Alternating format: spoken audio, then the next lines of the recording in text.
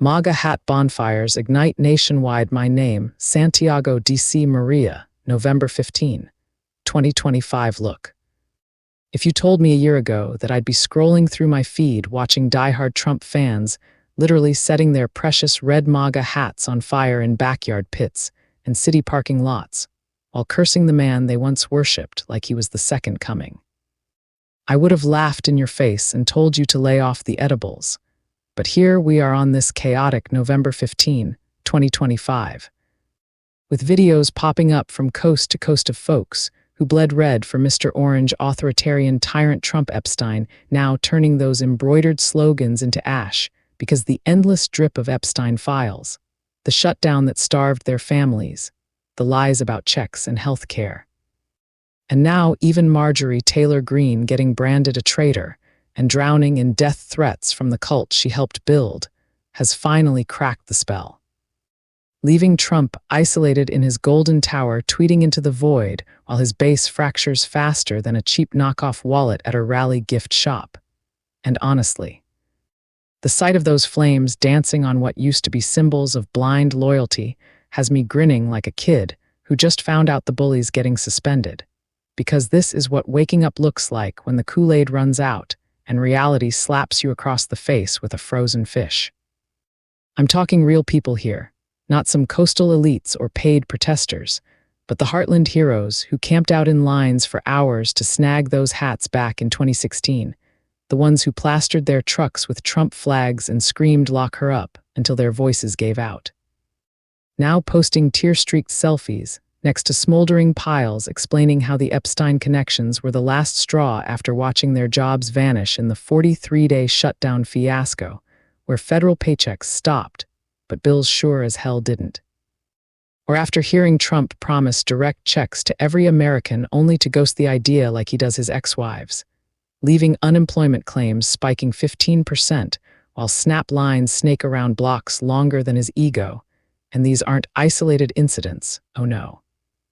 There's a full-blown hashtag movement exploding called #BurnMAGA, where thousands are sharing clips from Texas barbecues to Ohio driveways to California beaches, all with the same vibe of betrayal. Guys in camo caps they swore they'd never remove now dousing them in lighter fluid and striking matches while yelling things like, "I voted for jobs, not pedo cover-ups," or, he said, "drain the swamp, but he's the biggest gator."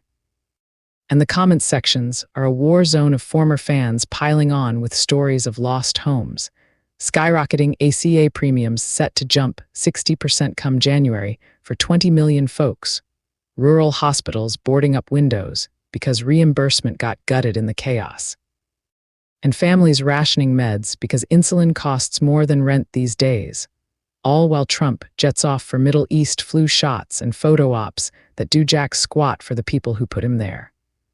What kills me is how lonely the guy looks now, because back in the day, his rallies were packed tighter than a subway at rush hour with crowds chanting his name like it was a religious revival. But check the latest clips from his so-called victory laps, and the arenas are half empty. Echoes bouncing off seats where superfans used to wave signs. His truth social rants get radioed into oblivion by his own people calling him out for the Epstein flights he logged 7 times, the Mar-a-Lago parties with underage girls as eye candy, the emails where his old pal brags about knowing the dirt and being told to stop the girls like it was no big deal. And now with Greene flipping the script demanding full file release and getting threats from the trolls Trump himself radicalized, even the inner circles bailing. Aides leaking that he's screaming at TVs watching hat-burning videos rack up millions of views, calling supporters traitors faster than he did Greene. But newsflash, when your approval's scraping 38% overall and 22% with independents per that fresh Quinnipiac poll. And MAGA accounts are splintering with some defending the burnings as purifying the movement, while others whine about deep state sabotage. You're not leading a revolution anymore. You're presiding over a funeral pyre you lit yourself with every lie and deflection. These bonfires aren't just symbolic tantrums. They're a goddamn awakening, people realizing the hat wasn't about America first. It was about Trump first and everyone else last. folks who ignored the grabs and the frauds and the insurrections because jobs or whatever. But now, with kids going hungry from the shutdown's aftermath, premiums exploding, no checks in sight, and the president more focused on burying Epstein docs with his fake DOJ probe into Clinton while ignoring his own mess, the scales are falling off eyes that were glued shut.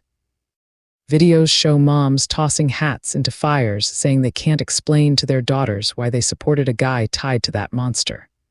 Dads admitting the border wall talk was fine, but covering for pedo elites crosses every line.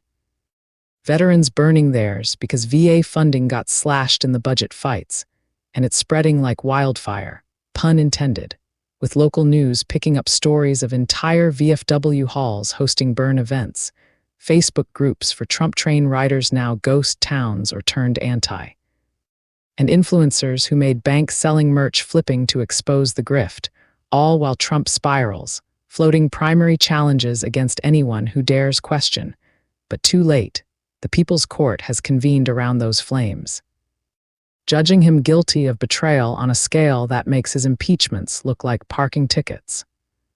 I'm anti-MAGA to my core, always have been, but even I gotta respect this mass exodus, because it's not politicians or media flipping the switch.